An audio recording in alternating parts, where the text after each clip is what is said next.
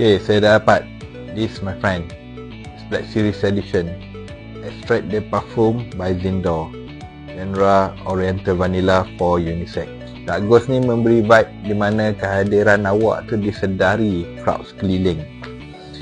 Dan bila awak dah beredar daripada tempat tu, crowd masih merasai macam keberadaan awak di situ because of central yang dia tinggalkan tu. Ni, kekuatan projection dan sias Dark Ghost ni bawaan yang bold, dense dengan richness of notes compound. Olahan daripada notes rum, dark chocolate, coffee, almond, vanilla, sandalwood.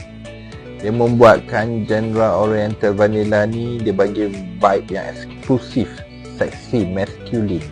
Kandungan notes yang deep dan dense straight macam ni, biasanya dia akan memberikan karakter bau perfume ni satu perfume yang tahan lama, projection kuat.